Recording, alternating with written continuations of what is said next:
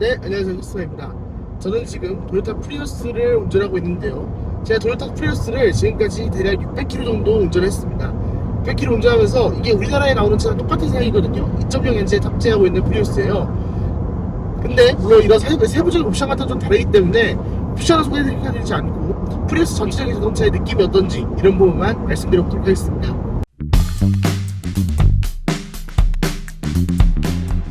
네, 일단 프리우스의 특징이라고 한다면 전면부의 유리가 굉장히 많이 누워졌습니다.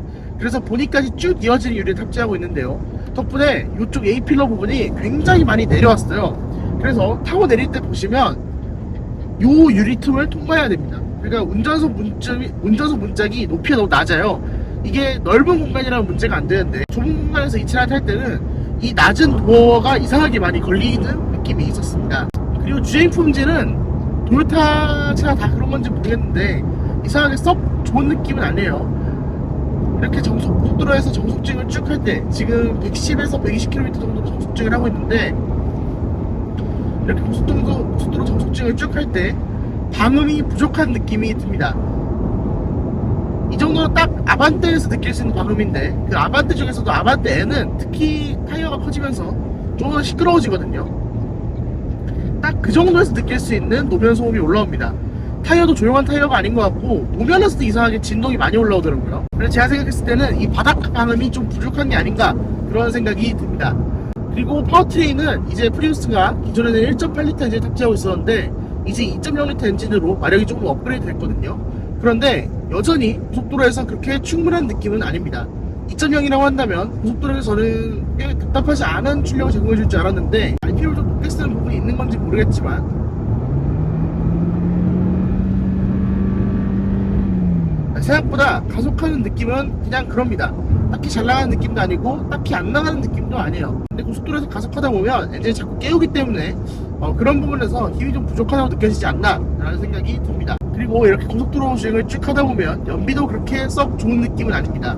지금까지 638km를 운전했는데 연비가 19.2를 기록하고 있어요. 그러니까 이게 굉장히 좋은 연비라고 할 수 있겠지만 사실 요즘 현대기아차 하이브리드들 이거보다 더 잘 나오거든요. K8 그랜저쯤만 해도 이거보다 연비가 잘 나오는 형편인데 이렇게 고속도로 정속주행에서는 확실히 불리한 모습을 보여주는 게 도요타 하이브리드의 특징이 아닌가 라는 생각이 듭니다. 대신에 코너링 느낌은 많이 좋아졌어요. 기존 4세대 프리우스였죠. 4세대 프리우스를 몰아봤을 때는 이렇게 흔들어 보면 이렇게 흔들리다가 결국 PCTL이 나서 내가 어디다 박겠다 라는 느낌이 들었는데 지금 프리우스는 도로에서 이렇게 흔들어봐도 지금 꽤 빠른 속도인데도 이렇게 흔들어봐도 그렇게 부족한 느낌이라든가 불안한 느낌이 들지는 않습니다. 그리고 가장 특징적인 부분이라고 한다면 이번 프리우스는 꽤 차가 똑똑해졌는데요. 그 중에 하나라고 할 수 있는 부분이 스마트 회생제동입니다. 회생제동이 앞차량과의 간격을 조절해서 제가 앞차량에 한번 붙어볼까요? 이렇게 앞차량에 붙은 상태에서 엑셀을 딱 떼면 이렇게 회생제동이 강력하게 걸리는 모습을 볼 수 있죠. 이렇게 사실상 어댑티브 크루즈처럼 회생제동이 작동하는 시스템을 하이브리드임에도 갖추고 있습니다. 그래서 앞차량과의 간격 유지하기가 굉장히 수월해지는 게 장점이라고 할 수 있겠고요. 이 고속도로 주행할 때는 크게 느껴지지 않는데 시내도로 주행할 때는 사실상 20km부터는 이 시스템이 꺼지기 때문에 20km까지는 브레이크 없이 온페달 드라이브로 달릴 수 있을 정도로 꽤 유용한 시스템이기도 했습니다. 그런데 이게 시내적으로 주행할 때 차량들이 빠지는 상황에서는 사람이 예측할 때는 저 차가 빠지고 내가 갈 거기 때문에 감속이 굳이 필요하지 않은 상황인데도 엑셀을 놓고 가다 보면 이 차량이 어느새 스스로 감속하고 있는 모습을 볼 수 있습니다. 그런 부분에서 초기의 컨트롤이 좀 익숙해지지 않을 때까지는 약간 멀미나는 느낌을 시승자나 운전자가 느끼실 수도 있습니다. 그래서 이런 시스템을 잘 활용한다면 연비가 굉장히 좋아질 것 같고요. 실제로 이 시스템을 잘 활용했을 때 구간 연비가 최고 연비로는 31까지 찍어봤을 정도로 회전제동 시스템의 강력함을 잘 보여줬습니다. 그리고 이번 프리우스부터는 EV 모드가 꽤나 강력해졌는데요. EV 모드가 꺼지는 속도가 60km까지 가속했을 때 꺼집니다.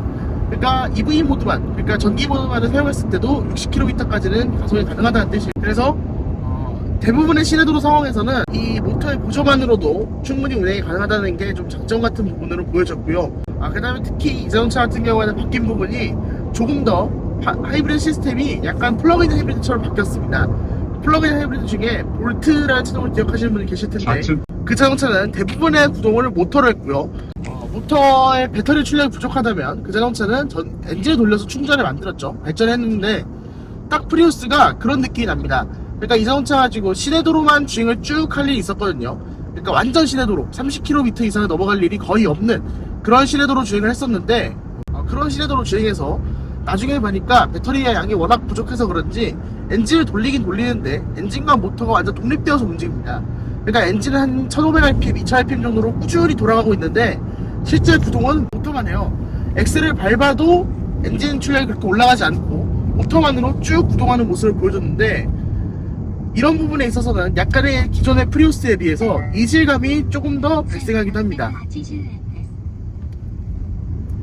그리고 참고로 지금 톨게이트에서 감속을 할 때도 저는 엑셀에서 발만 댔지 브레이크에 발을 얹지 않았거든요. 이런 부분을 봤을 때 스마트 회생제동이 얼마나 똑똑하게 작동하나, 오토 회생제동이 얼마나 잘 작동하는지를 여러분들이 아실 수 있을 겁니다. 네, 그리고 이런 코너링을 쏙 돌아가도 딱히 불안한 감정이 느껴지지 않습니다. 기존 프리우스에서는 약간 불안하다고 느낄 만한 코너였는데 지금 프리우스는 주행 성능이 굉장히 좋아져서 그런지 딱히 부족하다는 생각이 안 들 정도로 코너링을 잘 돌아가고 있는 모습을 볼 수 있습니다.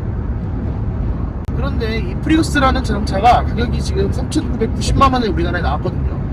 3,990만원에 자동차를 산다 그러면 저는 프리우스를 선택하기는 좀 어렵지 않을까라는 생각이 들었습니다. 물론 좋은 자동차임에는 분명하고, 그리고 특징이 있는 자동차도 많고, 하이브리드 시스템이 굉장히 잘 다듬어진 차량도 많는데 우리나라에서 4천만원 주고 사기란 조금은 선택받기 어렵지 않을까라는 생각이 들었습니다.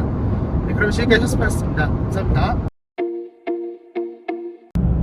네, 그리고 또 좋은 부분이 여기서 이렇게 회생제동을 작동시킬 때 지금은 브레이크 등이 들어오지 않고 브레이크를 밟으면 저 밑에 줄이 두 줄 생기면서 브레이크 등이 들어오잖아요. 뒤에 브레이크 등이 어떻게 들어오는지를 알 수 있어서 꽤나 운전자에게 도움되는 정보였습니다.